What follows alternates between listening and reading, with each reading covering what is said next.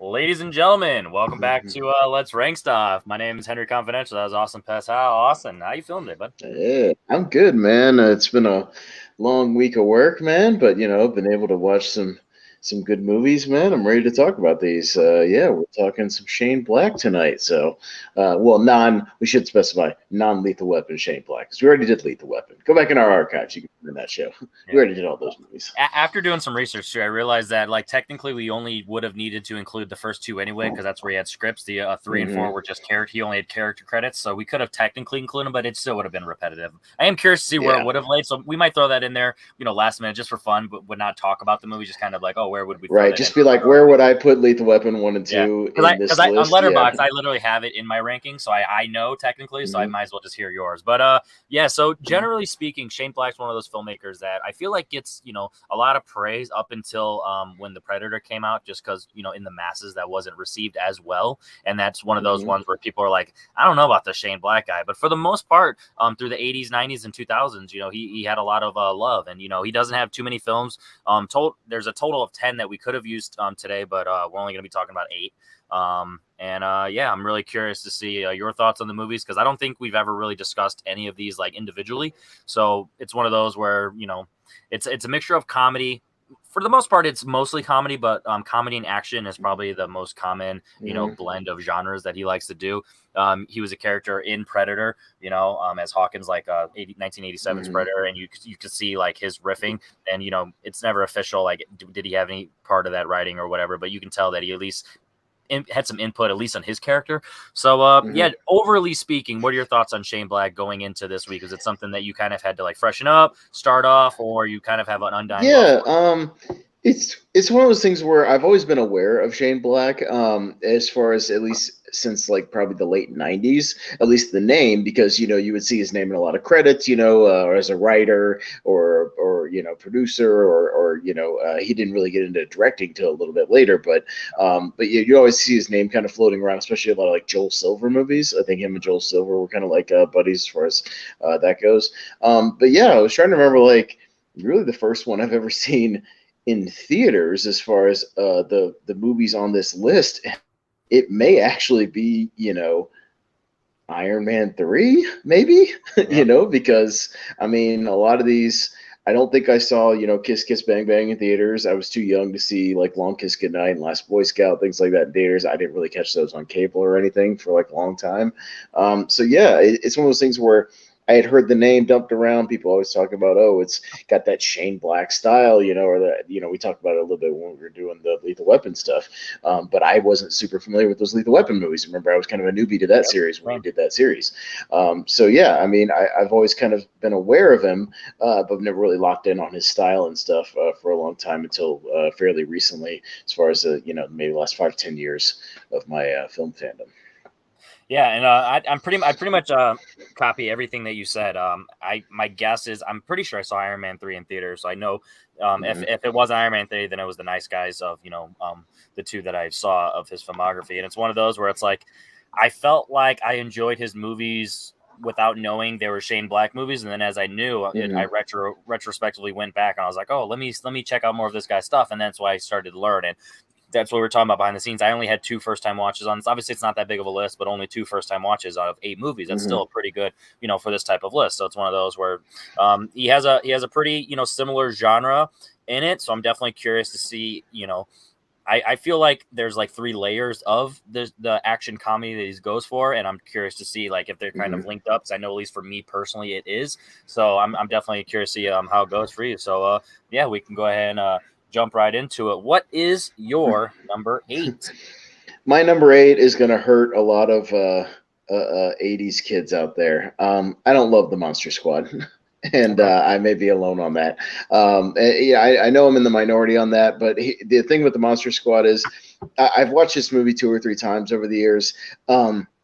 And a big problem with it is I don't have that nostalgia for it. I didn't see it growing up. I didn't see this movie literally till like 5 years ago for the first time. And so, by that point I was over 30. It's the same thing I have with the Goonies. I mean, the Goonies is fine. I enjoy it as a fun, sort of kids adventure movie, but I don't have that connection to it. I don't have that nostalgia. so when I go back and watch it as like a 30-year-old, it's like I do my best to put myself in that mindset when you watch like a family film or sort of more a kid-oriented film, especially a genre one from a certain decade or whatever. But I can't help it. I'm a '90s guy. I was a '90s kid, so I grew up with a lot of '90s stuff. But yeah, I mean, Monster Squad. You think like, had I seen this when I was a kid, and I probably should have at some point, I just never did. It just never came on cable or anything. I probably would have clicked with it because it's got everything a young horror fan like myself would enjoy. It's a lot of the classic monsters. It's kids running around, on bikes, and it's got some of the classic lore. But I just didn't. So when I went back to watch it, a few weeks ago, it was like, because I had watched this on a whim before we even knew we were going to do this on Prime, like a while back, just because it was like on there. It's like, sometimes you scroll through and it's like, oh, Monster Squad, like 85 minutes. All right, I'll check that out. You know what I mean? Like, it's a quick watch. And I rolled with it, and it's got some fun stuff. I mean, I do like some of the characters. The older guy, one of them who like rides the motorcycle and stuff, is fun, and I do appreciate the makeup effects and some of the practical monster stuff. I really like the opening with the Van Helsing guy, and basically it's a whole big like, yeah, we fucked up. Sorry, we didn't get it right. Like we tried to go kill Dracula and it didn't work. And we brought all the pitchforks and the torches and we screwed up royally and we got our asses kicked. Like I enjoyed that aspect of it. You can tell there's a comedic thing where they're not taking themselves too seriously, but I think it gets like weirdly dark in a couple of places, especially near the end. There's a lot of like chaos going on, but I don't really know what's going on half the time. Like they're just kind of bouncing all over the place. It's kind of a aimless movie where there's not much plot going on. It's just kind of like, oh, the kids are together and we're running around and there's like something with an amulet, but there's a lot of ideas that are kind of thrown out there and not really stuck with. So yeah, I mean, it's not a bad movie. I'm not going to sit here and say it's like a horrible movie. Like it's okay. It's an okay watch, and I think it's a good one as far as if you have kids or something out there and you're trying to get them into horror. It's a good, like, one of those good stepping stone kind of movies. It's like you like ease into it, and it's fine for that. But yeah, I've just never really clicked super hard with this movie, so that's why it's my number 8. And again, I don't hate it or anything. It's my number 8. Yeah, I don't see myself going back to this a lot. Yeah, so I actually did a first time watch this, and I'm not far off. It's my number 7. This is a movie that I'd say about the first 20 minutes before you get into the monsters, when Dracula starts his scheming, when he starts his Nick Furying it, where he starts to assemble his Avengers. He's putting the mummy together and the creature and the Wolfman and all that so stuff. Before that, it starts off at like, it's like with the bullies and all that stuff, and it's like it plays a part like it's going to like be like within the movie, but it really is just like that beginning to kind of get the squad together, and it deals with the bullies. And I'm not like a PC guy, but even there's some just dialogue that just cringe, not even from a PC aspect, just sounds dumb, where it's just like, it wasn't really that well written. But then later you get into the actual squad itself, and they're not great actors. Like clearly, if you look at the names, they're like nobody that you know really. But I mean, the kids are fine for what they are. They just don't stand above the rest. But like you said, I really do love the creature costumes and the makeup and all that stuff. The designs, they look good. I mean, even the Gillman, who's like really creepy looking and ugly as shit, he still looks good. Like it holds up in terms of like the effect. The look of Dracula is not what you expect, like in terms of like when you close your eyes, he's not what you envision as Dracula. But I mean, he does a good job. And he's definitely creepy and menacing. And there's definitely, like when he talks to the dad, and he's like, I'm gonna kill your son, like shit like that, where it's like, like that's horrific. It does a good job. It's serviceable. It's a 3-star movie for me. It's my number 7. It's one of those where it's like I genuinely feel like between my 7 and 8, I might actually rewatch this one more if I'm not doing a certain rewatch.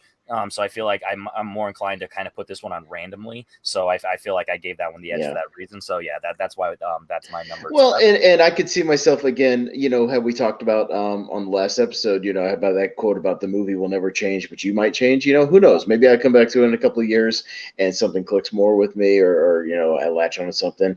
I'll give it a rewatch at some point. But as of right now, it's just it's okay. It's just kind of okay.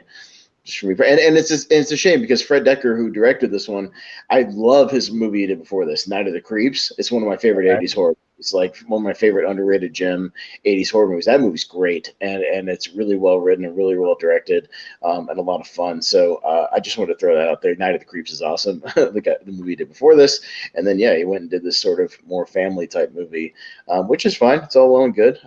It's just not for me. I prefer when he goes a more straight horror route with Night of the Creeps. So yeah. All right, so I kind of alluded at it. My number 8, like I said, as I was going into this list, I was like, all right, how exactly do I want to decide what I'm going to go with? And I really, the more I was thinking about it, I'm like, I'm really just less likely to put this on unless I'm doing an Alien vs. Predator watch. So I'm going with the Predator. And all my movies are positives. Like there's 3 levels. There's 1 5-star. There's 2 4-star. There's 3 4-stars, and then there's 4 3-stars. You know what I mean? So I mean, I don't hate this movie by any stretch of imagination. It's just one of those where it's like, all right, it's solid. You know what I mean? It does what it wants to do. Shane Black took a risk. I like it more than most people. We already talked about it. It's one of those where it's like, it's fine. I have no issues with this movie in terms of like, it's not like a slap in the face for the franchise, none of that stuff. Like it's a fine movie, and I could watch it, if I'm doing the Alien and First Predator, rewatch. I'm not going to be like, oh shit, that one, like it's not. No, this movie's definitely better than the Alien vs. Predator movies. Like exactly. That's for sure. Like way better. It's a way step above that. And I'm not super far from you. I have it a couple of notches higher, but yeah, like we talked about it a lot on our Alien vs. Predator thing. But yeah, the Predator is like, I remember I told you on that one when I rewatched it, it played better that time than it's ever played before. Because I kind of put my head in more of a Shane Black movie. I kind of reset my expectations for it and had a good time with it. I think the chemistry between all the main guys, in the movie is like pretty good. And some of their lines are fun. If you go in just more expecting a more lighthearted, fun, again, sort of a Shane Blacky kind of movie rather than like a hardcore Predator, like sci-fi movie or whatever, you can have some fun with it. But like I remember it playing pretty good. And I look at a lot of these films and I have 2 emotions essentially the entire time I'm watching. I'm either laughing really hard or I'm quoting. And honestly, this one just does neither. But I don't hate myself when I watch it. So it feels the least Shane Black, even though there's Shane Blackisms. So like in this list, it just kind of has to be at the bottom, for the way I approach this list. So that's why that's my number 8. Which your number 7? My number 7 is, unfortunately, I know this might hurt you a little bit, but it's Iron Man 3. I've never really loved Iron Man 3. Even from the first time I saw it, I remember back in 2013 when I went to the opening night on the Thursday night, something was missing. And I feel like it was something where Shane Black was trying to make a Shane Black movie. And the MCU was like, no, you still got to make an MCU movie. And there was a clash there. And because of the clash, I think it became kind of a mess, because he's trying to do this movie with Downey. There's just so many half-baked ideas in this thing that never really go anywhere. I think the PTSD thing with Tony is interesting at first, but they kind of don't do a whole lot with it. The Extremis thing could be interesting, but where it goes is really silly. I absolutely hate the twist with the Mandarin Trevor thing. I hated it back then. I still hate it now. I've never enjoyed that. I remember going into the movie with the trailers, and the trailers were awesome. I was really looking forward to seeing Ben Kingsley, like what he was doing. He was kind of talking weird, but like he was doing the Osama bin Laden like terrorist thing. Like I was down with it, man. Like I was ready. In the first part of the movie, he's like doing the videos, and I'm digging it. And then they do the thing, and to me, it was just a big like fuck you. And I checked out of the movie after that. I hated it. I hated when he showed up in Shang-Chi. Like I'm just done with this character. I killed a lot of Shang-Chi for me. Like when he showed up in that movie. It's just the first 30-40 minutes is okay, pretty much up until when they blow up the house, and then everything from Tennessee on, I'm not really with this movie. It just doesn't click for me. I don't think the stuff between him and the kid works at all. I just don't like where it goes, and it lacks a lot of Iron Man stuff. I think the suit is terrible. The one with like that comes in the pieces, I hate that stuff. Him blowing up the suits at the end, you just know it's not the end. I don't know. Just it's a movie that just has never worked for me. It has never clicked. It has a few good scenes here and there, a few good pieces. Again, a lot of good half-baked ideas that just don't come to fruition for me. So I'm just not really a fan of Iron Man 3. Honestly, I'd rather watch Iron Man 2 or the original one. So it's just been on the lower echelon, and the rewatch didn't do a lot for me either. Yeah, I'll talk about that a little bit later, but Mhm. I'm not like far off on like your overall opinions, but I feel like Mhm. in terms of just like the actual dissecting of the processing of the movie, but it's still the feeling is a little bit different. So I'll definitely go into that. All right, so And I will say for my star things, like where I'm at on the stars or whatever, my 7 and 8 are both kind of like 2.5, territory. Like again, Iron Man 3 is not, it's watchable, you know what I mean? Like I'm not gonna say like it's unwatchable garbage or whatever, but like it's fine. My number 6 is a 3-star. Then I have 5, 4, and 3 are all 4 stars for me, and then my top 2 are 5 stars. So yeah. Ooh, 2 5 stars. That's Okay. kind of I got 2 5s. Yeah. So but that's kind of where I'm at. We start getting in more overall positive territory when I get to my number 6, essentially. So yeah. There we go. All right, so going into my number 6, my 6 and 5, I honestly feel like they could rotate any given day because they're not that far off in terms of what these movies are. Okay. So it just honestly depends on just essentially what mood of direction I'm in.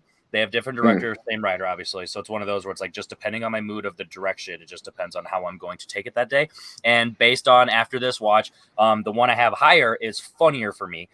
This one technically is more quotable, but the other one I laughed a lot. So my number 6, I'm sorry, is going to be The Last Boy Scout. And this is a movie that when I watched it for the first time over the summer last year, I was like, I don't really like this movie too much. I enjoy the chemistry between the two. I'm not a big Tony Scott direction fan. You know what I mean? It's just one of those where it's like I kind of like have to be in the mood for the dad movie, essentially filmmaking. You know what I mean? It just doesn't. I honestly, on paper, True Romance should be probably my favorite movie of all time, but Tony Scott is the reason that it's not. Like it's his direction that keeps it like down for me because it's distracting and it's just not my jam. I hate Man of Fire. You know what I mean? I love Denzel as an actor, but I hated that movie because of all, you know what I mean? I just don't really, I mean, Crimson Tide doesn't feel like a Tony Scott movie. So I actually do like that movie, but it's because it doesn't feel like a Tony Scott movie. You know what I mean? So it's weird. Well, Anyway. Tony Scott's filmography is interesting in that there's some movies that feel like a Tony Scott movie when he's doing like the Denzel Washington movies later, like in the 2000s, like they all kind of feel like Tony Scott movies. And then even like taking Pelham 1, 2, 3 remake and stuff like that. But yeah, and then you look in the early one, you're like, yeah, Crimson Tide, that feels like a John McTiernan movie, like Hunt for Red October or something. Yeah. Or it feels like a, I don't know, somebody else, some other kind of actiony, thriller director, from that time or something. Yeah, it's a little wonky. And then he makes Top Gun, the original Top Gun. You're like, but I don't like Top Gun. Like I'm interested in the new one, but I don't like the original Top Gun. Exactly. I'm not a fan of that movie.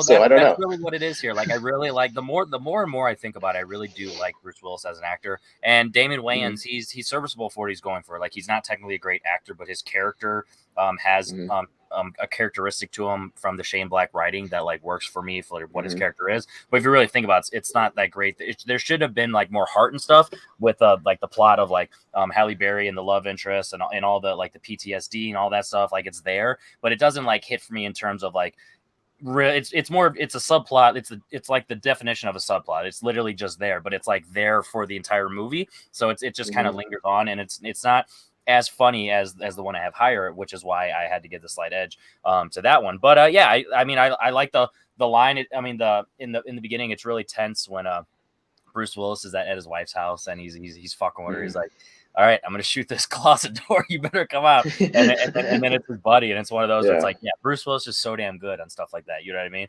And it's like when there's not Flash, like Tony Scott does it like that. That has nothing to do with Tony Scott's direction. You know what I mean? It might have been his idea, whatever. But in terms of like what we see on screen, it's take the Tony Scott-isms out of it, and then boom, that's a great scene. You know what I mean? So like there's elements of that within the movie, and then like I said, the chemistry between the two is pretty good. And I definitely would have been okay with like watching another one, maybe not of this movie, but of like whatever. And I love the payoff of if what I don't remember exactly how he phrased it, but he's like, whatever, I'll do the jig, and he starts dancing at the end. That's one of those where it's like I feel like only Bruce Willis could like do that and it like work. You know what I mean? So I think he had kind of a dancing, singing face too, because he does that shit in like Hudson Hawk like the year before, and he does a lot of that. Maybe he was just like in like I don't know, like Broadway mode or something, or just Who knows? he was wanted like Or he lost maybe it's a in his bet, and he's contract, like, "You have to do this for the like next yeah, couple movies." right, like you got to have a dance scene even though you're not like a dance guy, yeah, in like every movie. Yeah. I don't know. So yeah, I have no like ill will of this. It definitely went up. Like it did. It's still a 3-star for me, but it went up in Mhm. terms of like my opinion on it and my feel. And I could see it potentially going up in a 4-star if I start to get in dad mode, as I'm 29 now. So as soon as I start getting into my 30s and I start becoming the dad Oh, you guy. mean like me? Yeah. Exactly. As soon as I start getting into the dad / uncle mode, where Right. all I want to do is just Well, watch boom I boom pow I'm action in movies. I'm in uncle mode. I don't have kids myself, so I'm not a dad. But my sister now has a kid, so I am Yeah. officially an uncle now.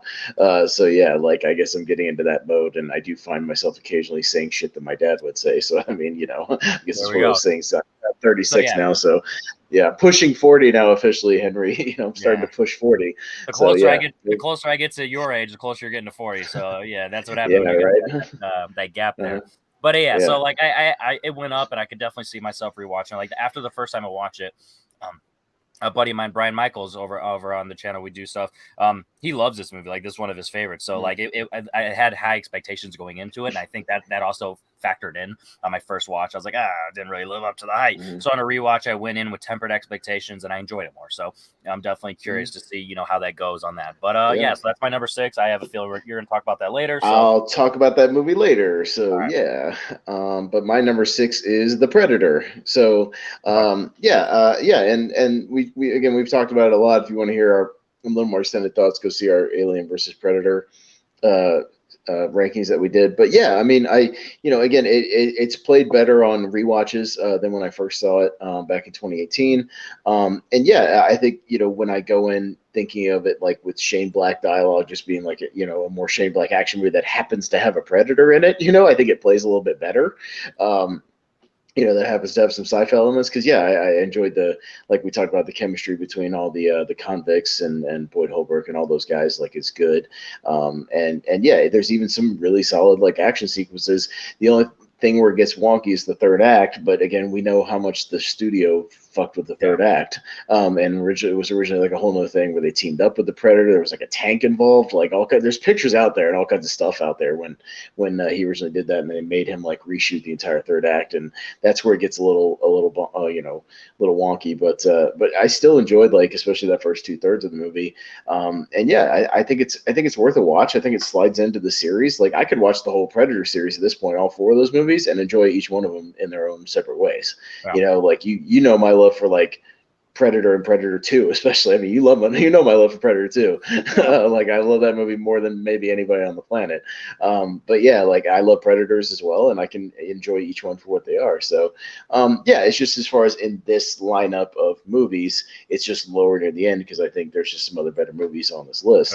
Yep. Overall in this ranking. But I think even when we did our Alien vs Predator, I had it like right around the middle or something, like something like that. Yeah, I mean, so it's right around there. It's pretty good. Yeah, it's like I said, it's one of those where it's like in the like the filmography of Shane Black, I feel like it just bogged down. It feels less Shane Black because of that studio interference and all that stuff. But yeah, so I mean, not really overly negative on it by any stretch of imagination. So I'm gonna go over to my number 5, which I've been hinting at. This was a first time watch, and this was a movie that honestly I had no expectations going in, and like on Letterboxd, none of my followers or none of the people I follow had like. We might match on this one.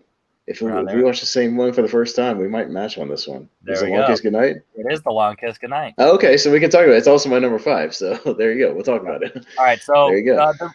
The reason that I'm going to have this one over The Last Boy Scout, even though it's like essentially the 90s, action movie of what you expect, like in reality. It's a fucking Rennie Harlin movie, which I forgot about going into it. And I see like Rennie Harlin in the credits. I'm like, oh God, Rennie Harlin. I was like, I forgot about that. The dude who did Deep Blue Sea and Nightmare on Elm Street 4 and like a bunch of weird action movies. Like, oh yeah, I forgot this is a Rennie Harlin movie. Let's just put it this way. Samuel L. Jackson is hilarious in this movie. Like Yeah. this is post Pulp Fiction, and right when he's really starting to get into his leading man thing of like having his personality of just being Samuel L. Jackson, and like he does a fantastic job. His chemistry with him and Gina Davis as she's dealing with her amnesia or like whatever, however you want to describe, it's really intriguing. It's really interesting. Like it's actually a really good story. Like it's honestly, if this was like essentially a Tarantino movie, the same exact script. I think I wrote that in my thing. If this was Tarantino directed, Shane Black written, this probably would be like a top 20 movie of all time for me. Like I really enjoy the script. It's just the direction is just typical 90s. It just doesn't stand above. You know what I mean? It just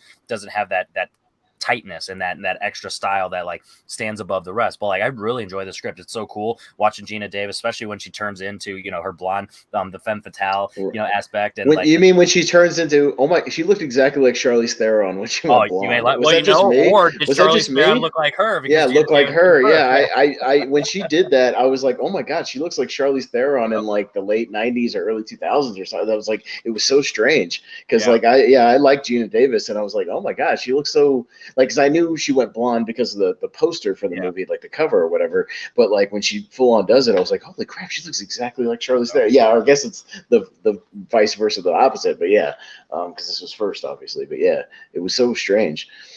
Yeah, so it's one of, and then like the one scene that was fantastic, but it just had that 90s, you know, general feel. Like it actually felt like a Tony Scott scene is when she's getting drowned and she's dunked and it keeps flashing back and all that stuff, and it just has those weird cuts where it just kind of like pops in your face and it's like a flashback memory thing, and it, you know, all that stuff, and it's like it just, I don't know, it's just a weird 90s filmmaking thing that I just see, you know, in movies. Like well, it's more also about like Rennie Harlin has to have like helicopter chases and like very standard like shootouts that they're not really like, there's nothing to really separate them from like other shootouts. Like they're all just kind of standard 90s, as crazy like, as this is going to sound, action.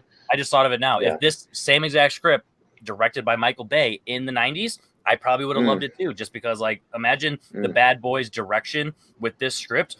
I feel like this would have been awesome. You know what I mean? So it's just one of those. It really, Rennie Harlin, similar to Tony Scott in the last one, just brings it down for me. But I really enjoyed this, and I can definitely imagine throwing it on. Like actually, fun fact: the first time I watched it, I got about 40 minutes in. I either had to do some, or I was tired. I'm like, all right, I'll finish it later. I literally started over, and I was cool with that. You know what I mean? I didn't have an issue just restarting and just rewatch that 40 minutes just because of the comedy.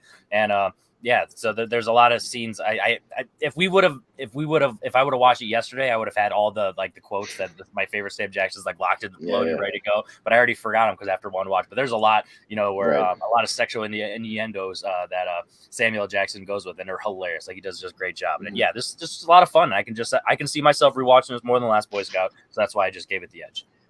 Yeah, no, I have it at 5, just like you. It was a first time watch for me as well. My ex, I probably should have seen this movie because my ex used to watch this movie all the time. She loves this movie, and she'd always tell me to like watch it, and I just never got around to it. Sam Jackson, I know even recently has said this is one of his favorite roles he's ever done as the detective in this movie. Like he loved Manny or whatever his name is in this movie.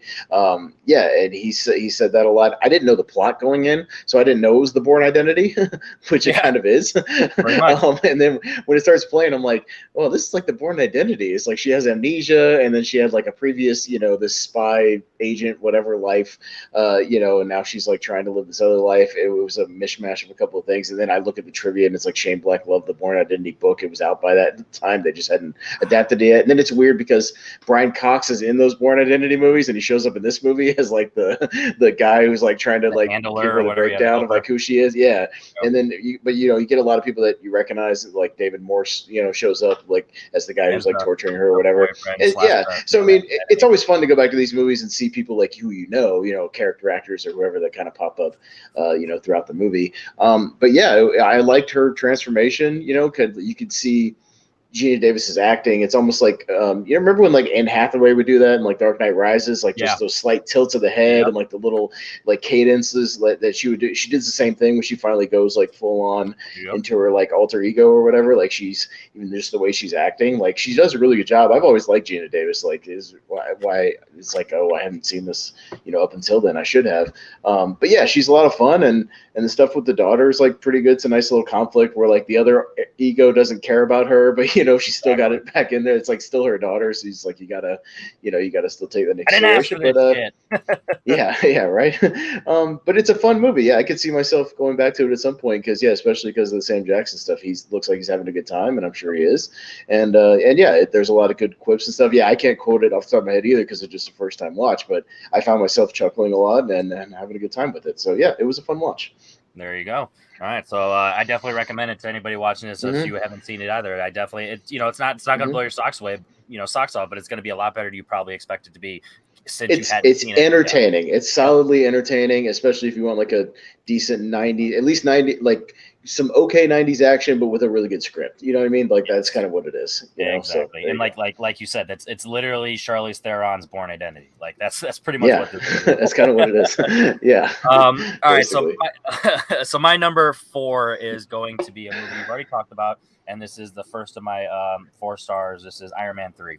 And where I separate for you with this is I admit this is a terrible MCU movie, but I'm not the type of person that's really going to make me factor in my overall feel of this movie. Like if you talk to fans, like a lot of I don't have a good example right now. I know there's plenty of examples out there, but it's like people are like, this is a terrible MCU movie, but if you watch this as an Iron Man movie, it's fine. If you watch the same Shane Black movie, it's actually pretty great. But as an MCU movie, it's bottom of the barrel.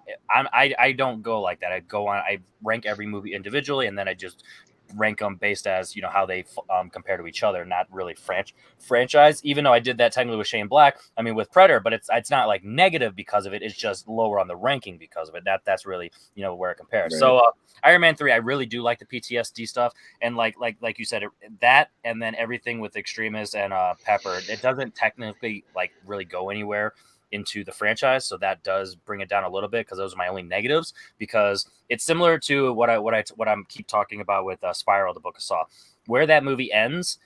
I'm on the fence right now. If it works in the second one, to see where it goes in the next one, and I will 100% be all like. Right.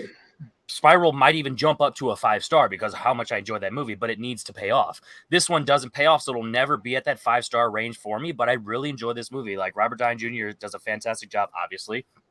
With Shane Black's dialogue, doing the voiceover, having the Christmas narrative. I actually really do like the relationship between him and Harley because it's just one of those characters. Like one of my favorite lines, even back before I started talking about movies, like, "Oh yeah, my mom's at work and my dad's out getting scratchers. Must have been a winter 6 years ago." And it's just one of those lines like, Jesus Christ. And then Robert Downey Jr. of course replies like, "Don't be a pussy." Like it's like Jesus Christ, like that stuff that's fun to me. And then it deals with the PTSD, and he keeps talking about New York, and it actually it factors in as a post. So it's ironic. So it actually is a good MCU entry as a post Avengers movie and third Iron Man movie, but not as like a phase 3 movie. I'm pretty sure that it's either at the beginning of phase 3 or the end of phase 2 going into phase 3. It's the beginning of phase 2, really, because it was the first one after the Avengers. So I always forget the phase. Yeah. It's a bad. No, I forget him too, but only because I was listening to a podcast about Iron Man 3 before, like while I was at work tonight, just to kind of like just to hear some other people talk about it or whatever. Yeah, I get the vibes, and they mentioned that it was this was the first of phase 2 officially because phase 1 ended with the Avengers. Phase 2 movie, but it's a good end of phase 1 movie. So that's really ironic, and I think that's them just kind of like. Like it's kind of like a Last Jedi. That I think that was a good example of like everyone's like Last Jedi is a terrible movie because it's not great for Star Wars. But if you just watch that movie for what it is, it's a good movie with a couple scenes that obviously aren't that great. But the movie as a whole is good. It might not be a great Star Wars movie, but it's a great movie. So like that's just fandom for you. But I actually really like the Mandarin twist because like I obviously didn't grow up reading the comic book, so I don't have like that connection to. I don't either. I just don't like where it goes. I just don't like it. Well, like you said you didn't even like Trevor in Shang-Chi. So obviously you're just not in for that character. I do enjoy the character. I just love like the scene when Rhodey's in there and then Tony and Rhodey are going back and forth. All he goes, shh, and it's him cracking open a beer and it's him just like, all right, let me just keep doing my thing because I'm just here now. I'm a drunk and I like that. I feel like that works for me. And then I actually really like Guy Pearce's villain. Like I really like his overall, like what they're doing. Obviously, it doesn't go anywhere in the grand scheme of things, but for an Iron Man movie, like if this was an Iron Man trilogy, not the MCU, similar to like Spider-Man's 1, 2, and 3, or like the Blade movies, or one of those where it's not part of a universe, it's just it's a singular franchise. There would have been a good capper for it. I feel you could have had the cliffhanger of like, oh, where's Pepper going to go, and it just never went anywhere, and you just kind of end with all that stuff. But because it's franchise, you have multiple movies with all these characters, it needs to go somewhere. So that's really all it is for me. But it really works. I can see myself. I actually hadn't watched this in a long time, so this was actually the first time I watched it. Like it's always one that I've always been like high of the middle tier, and then I kind of just started pushing it down as just time's gone by because I just let other people's opinions like, oh yeah, it probably isn't as good as I thought, so I've just kept bumping it down because I've just watched other ones more. But when I rewatched Iron Man 2 a couple months ago, just for a debate, I think it was for a debate, and then I didn't need to rewatch 3, but I was like, wow, I really like 2. And obviously, everything with Whiplash, it's not as good as it could have been, but that doesn't mean it's bad. It just means it kind of was a waste of potential, but wasted potential doesn't always mean bad. And that's a lot of people like say it's bad. And that's similar on this one. I don't think what they do in this movie is bad. It's just wasted potential and doesn't like technically fit in with the entire franchise. So I really like this movie. It's fun. It's funny that, like you said, the explosions at Stark Manor or Tower, whatever you want to call it. It's a lot of, it's action packed. It looks good, and you actually feel all that emotion, worrying about Pepper and all that stuff. So I enjoy this movie, and yeah, that's my number 4. So I'm glad you get more enjoyment than I do. I genuinely am. I've tried to give this movie a couple of chances. It's just never really worked for me. Like if I was doing and I'm not even like a super MCU fan. Like I like about half of the MCU movies, honestly. But like, it would just still be kind of in that bottom half just because it just doesn't quite click for me, as some of the other ones. So I'm glad you get more enjoyment out of it, and you've enjoyed it over the years. Like I'm genuinely happy about that. It's just not for me. So yeah, I'm in that group. But it is what it is. But it's cool. So what is your number 4? My number 4 is The Nice Guys. It's a good movie. These are, my these next 2 and an Even Lost Kiss Night are all kind of 4-star territory. They're really good. I like them a lot. And it's always a movie that I've gone back to about every year or two. I saw it in the theaters. I enjoyed it then. Just the trailers for this movie were great. and I, was excited to see it, and I really liked it. Gosling's great. I'm glad he gets to kind of show some of his comedic chops and be a little more loose in this movie because it was around the time he was doing like, Drive Place Beyond the Pines, and he was doing all these kind of like, Only God Forgives, all these like really serious movies, and he got to kind of cut loose and just have a little fun. In this one, I think he's having a blast. His chemistry with Russell Crowe is great. I love that Russell Crowe is just kind of this, pudgy, grizzled, detective guy who, doesn't even give a shit about like taking money from a kid to beat up like another kid, like a kid bully. Exactly. Like he just doesn't care. He's so just dejected from society. He just doesn't care. But they have great chemistry. And yeah, I think Shane Black really, loves doing this sort of, mystery thriller, kind of comedic thing, as we'll see in another movie we'll talk about in a minute. But it's kind of where he's in his element. I like the the period piece setting of doing it in the 70s. It gives it a nice little twist and some nice set pieces. But yeah, like it's not so much like I don't dig so much overall when I'm watching it. Like I'm not as invested so much in the mystery and the story. I just kind of enjoy just being with these characters, if that makes sense. Like I just kind of enjoy going. So you like the comedy aspect, not really the detective. Yeah, not so much the detective aspect, and I'll talk about that as well in the other movie. But it doesn't mean I'm not enjoying the movie overall. I'm just like not as invested in like this person connecting to this person, and we're going back and revealing stuff. But like I kind of check out of that kind of stuff. I'm just more in it for like the chemistry between the characters and the writing and the quips and just having fun, So he's more, let's just say Shane Black's more invested in that than I am when I'm watching it. That's all it is. I'm just kind of like, whatever. They're just going to this place to find out some other clue or something. That's fine. But yeah, like it's just whatever. I don't know what they're searching for. I don't care. I'm just watching them do their thing. So The Nice Guys is a fun movie. I really enjoy it, and it's my number 4. It's really good. I'll talk about it later. Sure. I have a feeling it might be like your number 1 or 2. I'm pretty sure, but we'll see. Yeah. All right. So my number 3, my top 3. We're at a point of these are the movies that I consider like my favorites of this. So like I'm kind of just Mm. ranking them based on longevity of how long they've been favorites, and this is just in third place. It's just been at the top least because I just came to it later, and it's Mhm. ironic because I'm a huge Arnie fan. The Last Action Hero is just 3. Hey, I'm happy you have this movie in the top half. That's all I Yeah. am. I was afraid we were gonna come on the show and you're gonna have it like number No, 8, this movie is and I was gonna be awesome. like, oh No. shit. The Yeah, first time I yeah, watched this movie was an right. instant 5-star, and then I've just gone down on it just Mm, because I'm just all right. Let me pump the brakes a little bit, but like I right. love this movie. Like everything that's going Mhm, on, the meta aspect, like this and Scream would be like the ultimate double feature in the night, where it's you mm. get your action and you get your horror, and you're just One's having action, one's yeah, horror, you're getting and the most self-aware. fun.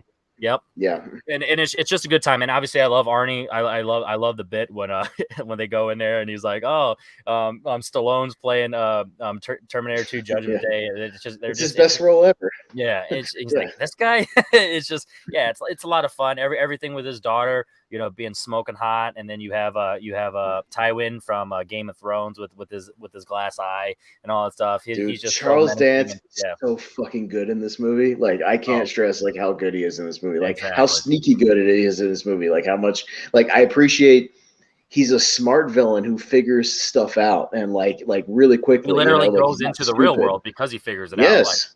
Yeah, yeah, he's not stupid. Like he figures things out quick. Like he's confused at first, as would anybody, but like he figures things out like very, yeah. very quickly. And he's a pretty damn smart villain who probably would have succeeded had not just been for one or two little things. Like he had a plan. Like, yeah, I Right, love and, him in and this like movie. and He's like great. the kid just loving action heroes and being Hmm. just a huge Jack Slater fan. Just one of those where it's like he's able to like help out with the plot. Obviously, Hmm. he's not the muscle because he's a kid, but he's able to like guide Jack Slater into like being the hero and the whole Hmm. bit of you can't get hurt. How about with the crash and all that stuff? And like, oh look, there's a cartoon cat and all that stuff, and then everything Yeah. with the angry black captain. Once again, this would be a great double feature Oh with God, 21 he's Jump the Street. best. Yeah. Frank McRae as the angry black captain is the best. He's like his scenes are so funny, like are so damn. And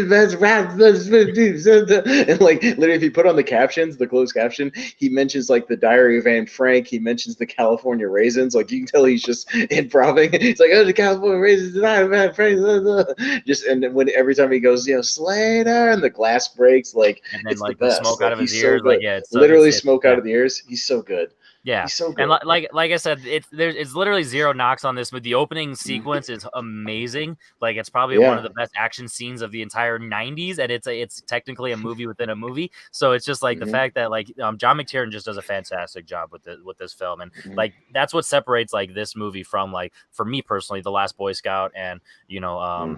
Long Kiss Goodnight is just the direction. John McTiernan is just a master director, and he's able to like handcraft these amazing action scenes and still handle the meta-ness of it. You know what I mean? And it's just a blast. And yeah, so I have technically no real issues with the movie. I will say that it does feel a little long on rewatch.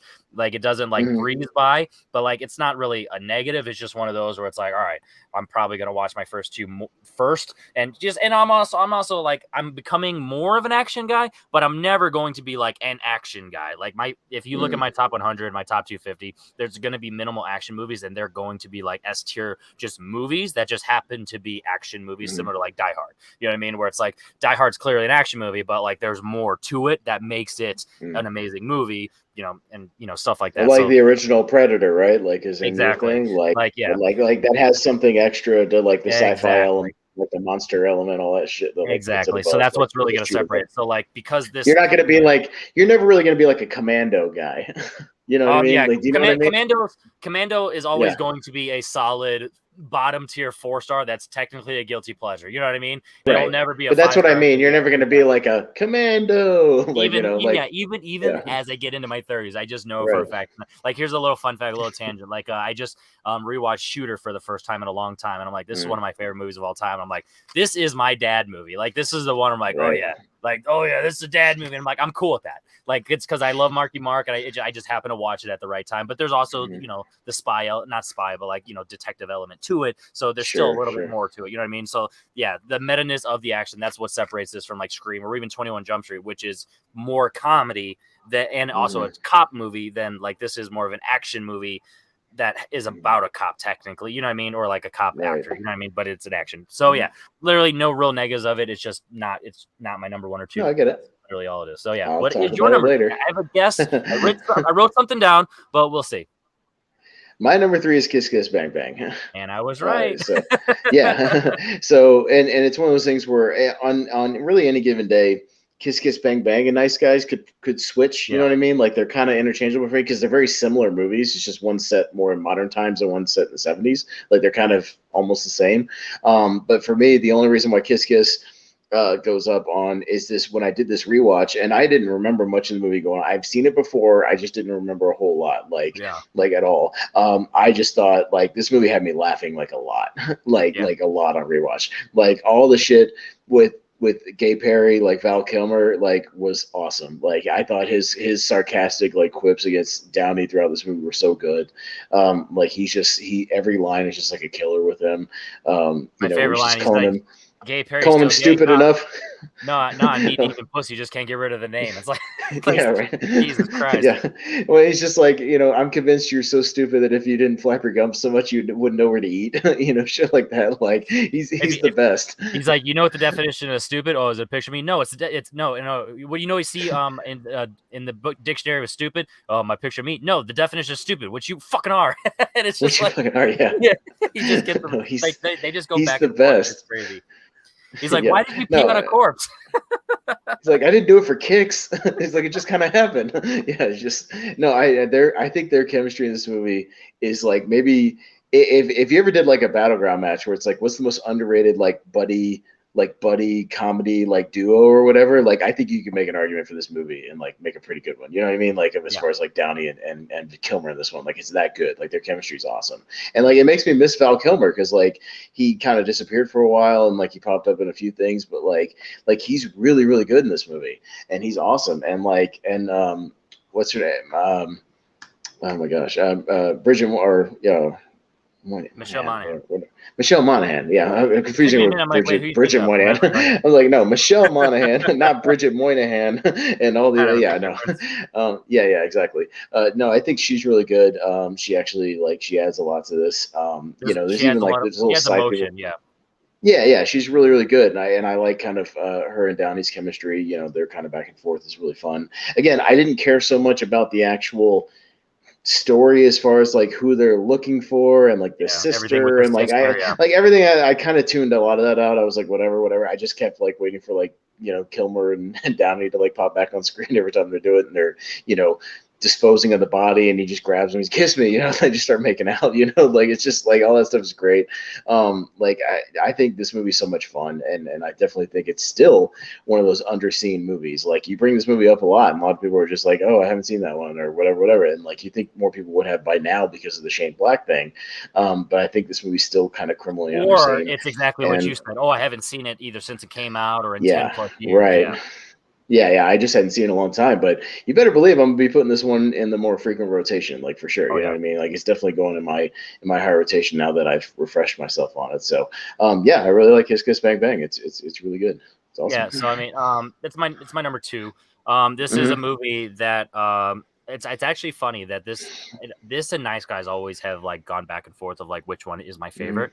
And the last rewatch of a full rewatch I did, I watched it with my buddy, and I've noticed this. There's been about 3 movies that have just technically gone down my personal ranking because I've watched him with him, and I'm like, I just need to stop watching my favorites with him. He's really fucking. He's killing my vibe, man. But but yeah, I love this movie. Everything. It's like everything with the meta-ness and like the narration, the breaking the fourth wall, the relationship between Gay Perry and Harry, just their back and forth, their chemistry, they just riff. Like I just love that quippy, fast-paced dialogue, and this is just top notch. Like obviously this had Nice Guys for me personally, but it's one of those like even the scenes when Harry thinks that Michelle Monaghan's character dies and he's like crying on the side of his car and he's like yeah, and he's like slowly just try to push him off. He's like, all right, get the fuck off my car. And it's just like that's situational humor that just works. You know what I mean? Like that's just great writing and great execution of the performance. Like that, Val Kilmer is the reason that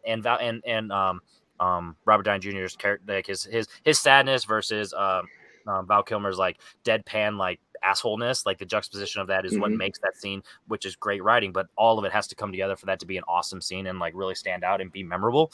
And yeah, I actually really do like the subplot because it gives Robert Downey Jr. kind of that pre-Iron Man, like, leading man stuff, because he's like Mhm. he's kind of like Jack Burton, where he's like the main guy and he's like technically not really doing anything, but he's like at the He's center of it. being pushed through the Yes. plot by other people, but like Yeah, he's kind of along for the ride, and he tries to act exactly. heroic a couple of times, but he's not. Because like even as a moment in the beginning where he's trying to act tough with the guy, and then it just cuts to him getting the shit kicked out of him Yeah, by the other at the guy that he party. picked the fight with. Yeah, like it's pretty great. Yeah, But and yeah, then, I had forgotten about all the stuff where he gets his finger cut off, and he's just like that's my finger.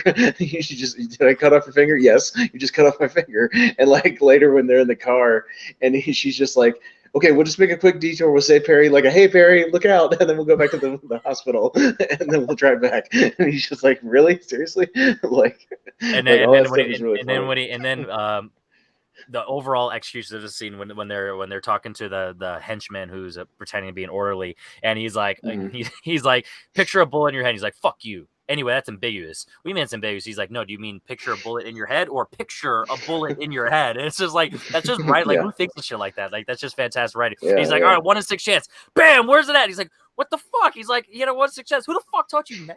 It's like, yeah, yeah, it's just so much fun. So yeah, I love this yeah. movie. And then the final scene I want to talk about is when he's actually under the bed, and then that girl gets killed, and then he finally has his one chance of his moment, and he like shoots the guy, and he just fucking finally unloads, and it's like that's his release, Oh yeah, because he's kind of it's the one time he's actually really doing something. Like even in the finale, he's kind of still stumbling upon a lot of this. He's like right. dangling, on the sign and on the highway and stuff. So yeah, like this movie is just awesome, and it's like, yeah, but it's 1 and 2 for me. Any given Sunday, I love this movie. So there you Oh, go. and I caught a little nod to Night of the Creeps, which I mentioned with Fred Decker, because he's buddy with Fred Decker, when Gay Perry comes in and goes, all right, you got 30 seconds, thrill me. Thrill me is Tom Atkins' catchphrase in Night of the Creeps. So Oh, that's that's a pretty nod cool. to Fred Decker. Yeah, every time he picks up the phone in Night of the Creeps, he picks up and just says "thrill me." Like that's his, hello, essentially. So yeah, there you go. I didn't Caught know that that. on Yeah, this watch. there you go. A little Yeah, tidbit. yeah, yeah. All right, what is your number two? I once again I have a guess, but let me hit me with what your number Or two. do you want to write it down on like a whiteboard and see if you can guess my number one or my But number two? I have it right here, so we'll just see if I'm right. Okay, my number two is the Last Boy Scout. Yes, I'm right. All right, let's go, all baby. right, all right. So these are both 2 and 1 or 5 stars, and it's solidified it this last time. I fucking love the Last Boy Scout. I think this movie rules. Like I think legitimately this is Bruce Willis's best non-diehard action role like he's ever Okay. done. I think he's great in this movie. I love his just depressed assholishness in this movie. Like he just does not care, but in the best way, like in the best, like I don't care Bruce Willis way, like where it fits the character, where he just, is just coasting through. He's miserable, but he's really funny, and he just doesn't care about offending people. He doesn't care about pissing people off. Even in his first encounters, in the strip club with Damon Yeah. Wayans, like he just does not care. Like he'll That just say worked a lot whatever he better for wants. me on repeat because I finally got where it was Yeah, going. Yeah, that really yeah. did show up. But that stuff's great. I always forget that Halle Berry dies in like the first 15 minutes of this movie. I always forget that every time I go back And and you watch kind it. of, I mean, obviously in Yeah, retrospect, it's her, but like it really doesn't look like her as yeah. much as like you expect. So you're like, oh wow, that's Halle hmm Berry, and you're like, fuck, that's crazy. Like this is even like pre Flintstones, which is like one of the first Yeah. things as a kid. Like I knew her from, which is like a year or two after this movie. But yeah, but yeah, this is really solid. I really love the chemistry between Damon Wayans and him. I think it has a slow development over the movie, but in a good way. Like they slowly kind of develop their chemistry, and they kind of start to really get each other. The stuff like when they're getting the crap kicked out of them in the alley, and like they're throwing quips at the henchmen like back and forth, and even Damon Wayans starts getting on. He's just like, yeah, we're getting our asses kicked by the guy who invented Scrabble and stuff like that. Like I think that stuff's funny. Every time Joe stops to just like, be like, ask me how fat your mother is, stuff like that. And he goes, how fat Oh, is for the she, wet spot. Yeah, He literally he's a baited roller him into find the wet actually spot. going for it. That was funny Yeah, too. and even the stuff where that he takes time with, like when Danielle Harris, who I had forgotten Danielle Harris is in this movie, and I know her from all the Halloween movies she's in, like later on, and she's a lot of fun in this one. But like he's doing the stuff with the puppet, and he's just like, why did the man cross the road? Because his dick was stuck in the chicken, still, and he's doing all this stuff, and everybody's like, what the hell are you doing, bro? Like he doesn't mind like cracking the jokes, and he's fun. But I think the writing is really really super solid in this movie. I love all the supporting people that pop up. Everybody that pops up in this movie is like a character actor you've seen in a million movies. Like the main bad guy is like the dude from Ace Ventura, like the guy who owns the football team in that movie, and he like owns a football team in this movie. He's just a villain. And then Taylor Negron, who's like the main kind of henchman guy with the machine gun at the end. Yeah. I know that dude from like all these '90s comedies. Like he's in Angels in the Outfield and like You Lucky Dog. He's like a comedic dude. And then I go back and watch this movie, and he's like the psychotic henchman. It's just weird and kind of fun and just unexpected. I just dig all this stuff. Even just the little moments where he's like, touch me again, I'll kill you. And like the guy touches him again and he kills him. Like he does the little nose in the brain thing. Like it's just simple to the point. Really good action. I like the direction of it. I think Tony Scott, when he's on, I think he's really on. Like I like his action direction. I think it's good in this movie. And again, I don't love every Tony Scott movie. I don't love Top Gun. I don't love like a couple of the movies he did in like the '90s. But I think overall he's a pretty solid like action dude. And I think pairing him with Shane Black's like script in this movie just works. And it just clicks for me, man. I just dig The Last Boy Scout more and more every time I see it. I think it's great. There you go. And like I said, it definitely went up for me on rewatch, and it might continue to go up. It's one of those where I definitely feel like just the expectations kind of like set. It was like too high of expectations going in. So now once I tethered those, now on rewatches, it'll probably slowly go back up. So there you go. All right. Well, my number one is one you've already talked about, and that is The Nice Guys. This is just a movie that this is the one where I heard of Shane Black's name, like by name. Like this is where I learned him by name. This is the one. And just, this came out the same year as La La Land. So like just having that double Ryan Gosling there, like these, just two bangers. And, obviously, I'm a huge LA Confidential fan. So just seeing, Russell Crowe essentially reprise his Bud White role from LA Confidential and just kind of like be a retired cop. And now he's like, where he is now, like 20 years later, just being like a private detective. Yeah. Just a scummy alcoholic, private detective or whatever. Yeah. And, I get it. Yeah. And I really like the story of how, because it's similar to like an X that just came out, the horror movie. It's like, we're trying to make elevated porn, and it's like similar to this movie. It's like we're trying to tell a message, but you have to do it through porn. And like there's this thing where I listen to the type of rap music that I listen to is more lyrical based, and it's one of those like we're trying to tell a message and we're trying to spread good words and like really like say important things, but rap music is what's popular, and that's how we're going to get it across. And I feel like that's the same thing with the porn industry. It's like, hey, we're trying to out her mom, but we have to do it in a way where we can get people to pay attention and not know, essentially subliminal. And like I really did dig that, and I just love detectives works. Like obviously if you look at a lot of my favorite movies, like detective cop stuff, that's my jam. So like obviously this is just tailor made for me. Like I just love the chemistry between the two. Even something as stupid, he's like you know the bad breath tie, and then he does it and he's like, and then he just pulls it down. It's just, oh my god, dude, he's drunk, and they just have a good time. And the scene, it's one of the more iconic shots. They're up in the elevator, and then they see everyone getting shot in the hallway, and they're just peeking out, and they're like, nope, fuck that. And they go down, and the guy's just thrown off, and it's like that's just fantastic. Once again, that's situational humor that really works, and that's how you can tell a joke without like telling me you're telling a joke. And like that's why I really love Kiss Kiss Bang Bang, and I feel like that's where the difference between, even though I do like The Predator, I feel like that's the difference where The Predator, Sterling K. Brown, is telling me that he's telling jokes throughout the entire time. He's like, ha, get it? And it's like it works for me. Like I don't hate it, but that's the difference of the elevation, the S tierness of these two movies versus that. That's what really separates that for me. So that's why that's at the bottom and these are at the top. And the aesthetic of this movie is just beautiful. Like it looks good. Obviously, another one of my favorite lines are talking to the kids. Like, yeah, I try to get a job because I got a big dick. You guys want to see my dick? No, we don't want to see your dick. No. He just yells at him. It's just what, he's like $20. Like, where did he give you 20? Wait, why am I even talking to you? Like, the fuck? It's just get out of here. throwaway lines that just work for the characters because Yeah. it just fits, and it's the flow, and it's just going on and on. And even the bit when they're on the stairs looking for Amelia, and they're and they're talking to the people with the they're like, we're dead, and then all that stuff, like because they're trying to get answered, and he steps on one of their hands like, ah, fucker, he's like, I thought you were dead. And it's just little shit like that. It's just Yeah, it's just like I natural. I will tell you, there was one line that I remember when I saw it with my ex in the theater that I laughed way more than everybody else in the theater because I just love weird non sequitur lines like sometimes Okay. in comedies. And it was when Gosling, they're at that party and like with the aquarium and like the big party set piece or whatever, kind of halfway through the movie, and Russell Crowe's like, where the hell you been? And he's just like, oh, I had to go question the mermaids. Yeah. Like I just for whatever reason that just hit me in the theater, and I just He's like, why are you all wet? He's like, why are you all wet? I was questioning the mermaids. Right? What? And he's just like, I just thought that shit was so funny. Like I laughed for like a straight minute, and like I was the only one laughing in the theater, but like I loved it. Yeah, and it has one of the better like slapstick comedies when they throw the body over, and it just cuts to it. It just smashed on a table, and it just fucks up a whole party, and they're like, oh shit, let's get the fuck out of here. But like shit like that, where it's like that's how you tell a joke that's like. It's just because it's not what you're expecting. You know what I mean? It's just this is tight, dude. And it's honestly, I hope that Shane Black goes back to this. And it's one of the $1 million things people mention all the time. They've been saying for the last 6 years, like we need a sequel for this movie. And obviously, I don't know at this point.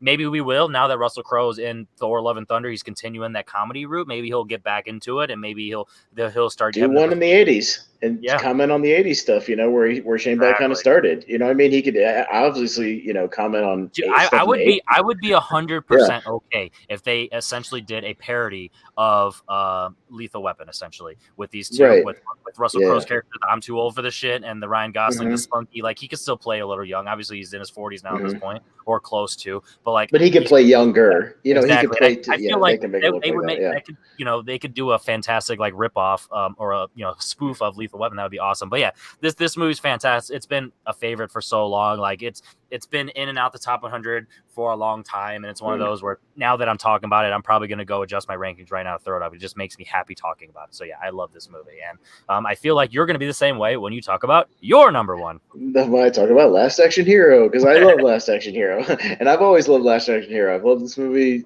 for years. I've seen this movie, God, probably 40 or 50 times. Like, and I hadn't watched it in a while. Like going into this, like it had been a couple of years since I'd seen it. It's one of those where it's like it's a solidified favorite. So you're like, I don't need to watch again. Let me watch other stuff. You're like, and then I watch it again, and I'm like, oh yeah, this is why I love this movie. Like this movie's awesome, and like it's so. And I was picking up even more stuff like in this one, like just little like nods and like little tributes to other movies and stuff like throughout the movie.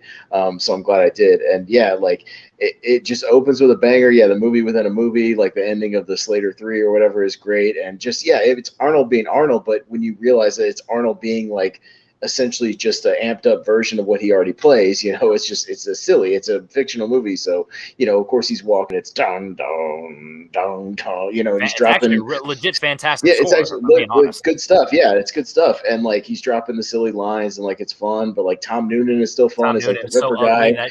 He's so ugly, he's great. Yeah, he's just so ugly, but like he's perfect because he's already like a weird looking dude. He's what's like his name? The Ripper, or what's his character name? The Ripper. Well, and then later on in the movie, it's always like, Jack, the Ripper is here. Like it's just, it's silly, but like it's a dumb movie thing. So like, why wouldn't they do it? Yeah. So but it's great. Just because I looked it up. Michael Kamen did the score for this movie, and he did the original X-Men movie score. Yeah. So he's solid. Yeah. It's good stuff. I'm an AC/DC fan, so the fact that this movie gave us one of their most awesome songs, Big Gun, is like another reason I love this movie. And, you better believe Little Pez had the soundtrack when he was a kid. So I had this, I definitely had the soundtrack. I love it. But yeah, even like the scenes that are meant to be these silly, like fictional movie action scenes, like are still good because John McTiernan's helming them and he's a great action director. So even like when they're doing the stuff when he first goes in the movie, they're doing the chase, with the old truck and like him, doing the chase and stuff, like, and just casually cars are just blowing up left and right on the sidewalk, from like nothing, from grazing them or shooting them 3 times with a gun and they just blow up, all the silly action stuff. But like you're having fun with it because it's so well directed. I just think the pairing of McTiernan with Shane Black's like, just action movie commentary and just pointing out all the little things, like even just the little stuff, dude. After he shoots the guy in the closet, and he's like, "There's always a guy in there," like, and he just shoots him, and he pulls out, and he opens it up, and it looks like the Ernest P. Worrell closet from the Ernest movies, where it's like the same outfit just lined up next to each other. He's got the same gun. He's got 5 of the same guns lined up. The boots, all this stuff. Like, just little things like that are fun. Him wiping off, tar with a napkin, when he's completely clean, and then conveniently because it's a movie, Bridget Wilson shows up in fresh Claire clothes, and it just happens to be that it's all coincidence, but it's a movie, so like, of course, why not? Like, it's all commenting on that stuff. And then even again when they switch it up and put him and Benedict in the real world, and like, I love all that stuff where Benedict goes around and like shoots that guy, and he's just like, "I just shot someone on purpose and I'd like to confess," and everybody's just like, "Shut the hell up," like, go away. Like, he's just like, "I can just shoot people and nobody cares," like in New York City. This is great. And I love his monologue about I'm going to go get Freddy Krueger, or hell, I can get King Kong, Hannibal Lecter will do the catering, like, I have a birthday party for Adolf Hitler. Like, it's a great monologue. It's well written. Yeah. I just love this stuff, man. Like, and to me, the only criticism I've really heard of this movie, because I know this movie has garnered a following over the years, and I think it's just a case of, it was kind of a ahead of its time movie. Like, it just wasn't appreciated at the time. It was ahead of its time. It bombed because it came out right after Jurassic Park, like literally the week after Jurassic Park. Everybody was seeing that. This movie got kind of swept under the rug. The year of my birth, 93. So it's one of those where it's elevated for that, where it's like, oh yeah, this is my year. But if this movie had come out like a couple of years ago, like with the same concept, I think it would be like an instant, like, people would love it, like, especially like film community would dig it. And I think that's why it's been rediscovered, because people assume this is a bad movie. And I listened to a lot of podcasts. I listened to a lot of podcasts this week about this movie. I just searched this one on Stitcher and was just like listening to people talk about it. And a lot of people were like, "Yeah, I used to think, like, had this misconception this movie's bad." I'm like, this movie's really good, and like, it's really fun, and it's really funny, and like the action's good, and everything's great, and like, it's really smart. I'm like, yeah, that's what I've been saying for like damn 20 years. Like, I've been saying this movie's great. Like, this movie's awesome. And yeah, I just dig it. The kid in the movie, Austin O'Brien, who shares the name with me, I was that kid without the 90s haircut. Like, I was that kid, like, I loved like watching Schwarzenegger movies and being like an action fan, like, and wanted to go to the theater as much as possible. Like, I was that kid. So like, I dig his performance of being like, yeah, that's in a movie. Like, that's that guy. That's this nice guy. Willy Wonka vibe to it, of the golden ticket, the movie ticket that ended up transporting into the movie. And it's one of those where it had that magical feel, and it kind of had that child wonder like, but also the film nerd like twist to it. And it really works. Yeah, and apparently there was supposed to be some stuff where it got kind of, they sort of started running over budget and things like that, but they wanted to even film some stuff where Benedict actually did bring some of those characters from other movies like into the world. Like, they were going to film some of that stuff, and it just never got around to it. But like, yeah, I mean, come on, Ian McKellen like walks out of Seventh Seal as Death, and he's awesome. Like, he's so great. Like, he's amazing. Like, he has a great presence. I really wonder how they were able to get rights for all that stuff. I've always been curious. Yeah, and it's because it was easier to do back then, like with Roger Rabbit, how like that can never happen again with the merger, with the thing between Disney and Warner Brothers that they worked out, and like the contracts. Like, I think it was just easier to do back then, and now it's just too damn complicated with lawyers and contracts and everything. But yeah, I've always been a fan of this movie. I still love it, start to finish. Yeah, there's a few parts that like, it feels a little long, especially like when you get to the real world, it kind of stretches a little bit, but like, I still love it. And I think everybody, like I said, it's not technically a knock on the movie. It just factors. No, it's just, and I totally get that. And it does a little bit, but I think it picks up just fine. This movie's awesome. And I can't say enough good things about it, man. I think this, if you haven't gone back and rewatched Last Action Hero in a while, like, I can't recommend it enough. Like, if you're a film fan, if you're an action fan, if you're a fan of like you said, Scream, or anything that's like kind of meta, like commenting on stuff, like, this is a great movie, like a great action version of that. So yeah, I can't say enough good things about it. I love Last Action Hero. I think it's really fun. So yeah. All right, so I feel like this generally meshed pretty well, and I feel like our ranking is not going to be wild. So our number 8 is going to be the Monster Squad. Our number 7 is the Predator. Our number 6, Iron Man 3. Our number 5 is the one that we matched on it. Yep, The Long Kiss Goodnight. And our number 4, this is where we're getting into both of our top 2s and how we're going to spread it around. Number 4 is going to be The Last Boy Scout. Number 3 is Kiss Kiss Bang Bang. And finally, Austin Pezhal gets a number one with The Last Action Hero, and The Nice Guys is our number two. That's finally you get a number one because I didn't Yay. down too much. Well, I appreciate it. There we Last Action Hero is fun. I actually, fun fact, I almost fucked this up and I almost did the bad math. And Last Action Hero was almost 4 because my math was so stupid. And I was like, no, I'll just make it number one. Then I double check. I'm like, no, it is number one. Like, I'm just an idiot. So yeah, give us an idea of what we're planning on the docket.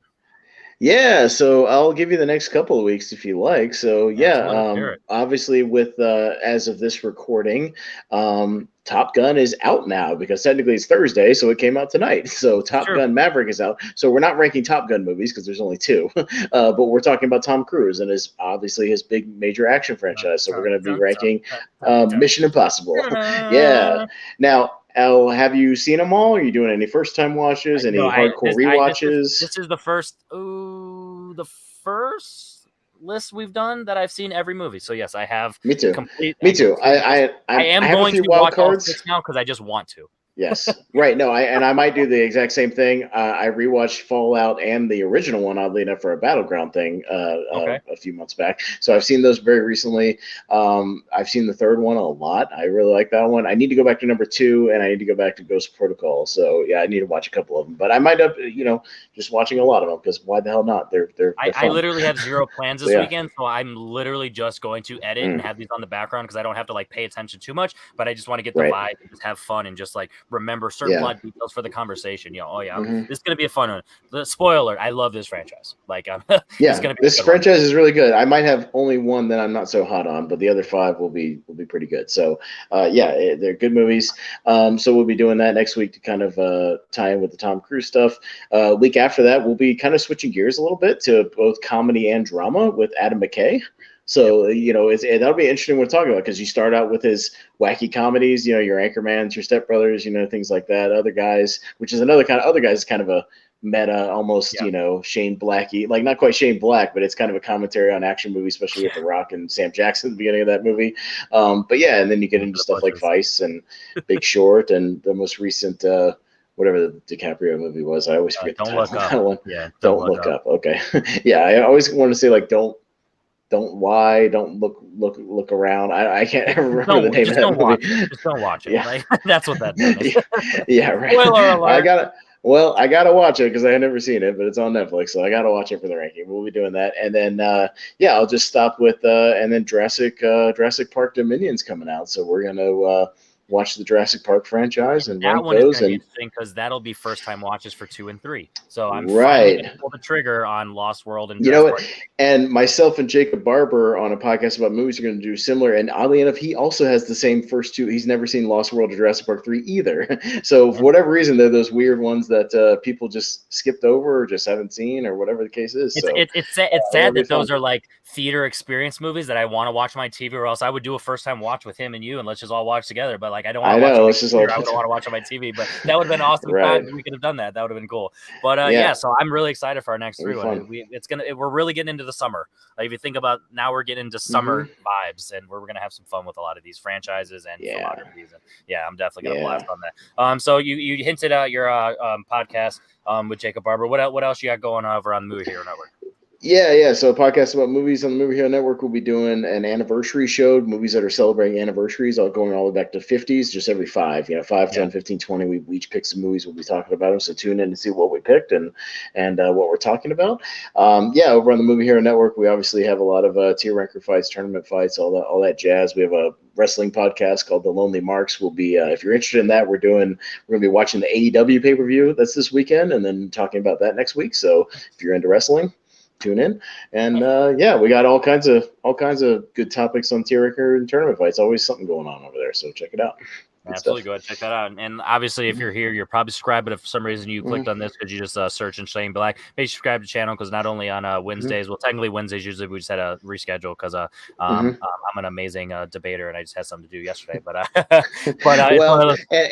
next week I may or may not have a debate taping next Wednesday as well. So we may or may not go next Wednesday. We may go Thursday again. We'll see. I got a match as well.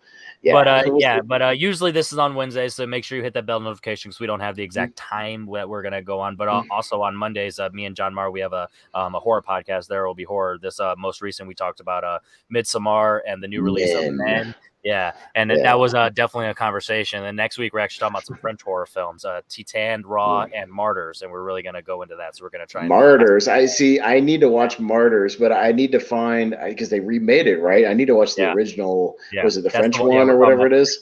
Yeah. So I need to seek out the original because I can't find the original one on Blu-ray or anything. It's like really out of print, but it's like the original one's on Tubi or something. I need to watch it at some point because I've been wanting to. I heard it's a pretty messed up movie.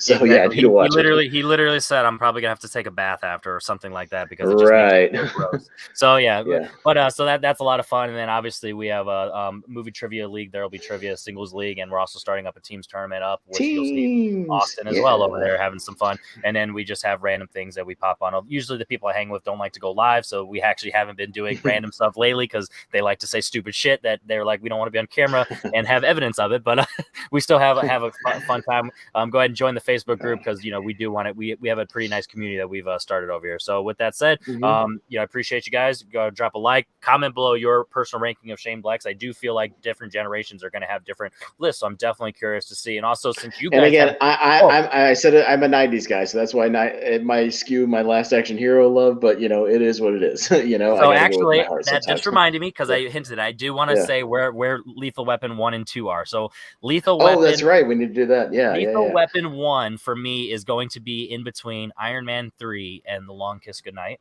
That would be my number 6 on the master list. And Lethal Weapon 2 is going to be between Kiss Kiss Bang Bang and Last Action Hero in that right up there in that range. So my top 4 I would have Nice Guys, Kiss Kiss, Lethal Weapon 2, Last Action Hero. That's my 4. Very similar to you. I would have it somewhere around the 6 or 7 range as well. If we were doing like a full 10, like as far as the original one, I would have that. And I'm with you because remember we both really love Lethal Weapon 2. Like we were both didn't we both have that number 1? Yeah. It was really good. So I would have that if it was doing a master one, like maybe 3 or 4. Like it'd be up there pretty high. Awesome. So I think Lethal Weapon 2 is like that might be one of the best, mashups of like Shane Black with like good action. You know what I mean? Like so it's pretty good. Like I forget who directed Lethal Richard Weapon 2? Donner. He did all 4. Richard Donner, yeah. So like I think when Richard Donner was clicking with Shane Black, and I definitely think he clicks the most with the second one. We talked about it, but that's a great mashup, and that was a really good movie. So I would have it pretty high as well on my list. Yeah, there you go. All right. So, like I said, go ahead and comment your entire Shane Black written and directed down below. And I'm definitely curious to see what everyone thinks. But so, with that said, my name is Henry Confidential. That is Austin Passow. Make sure you show up every Wednesday. Maybe every once in a while we'll throw on a Thursday because this is where we come to rank stuff. Bye, guys.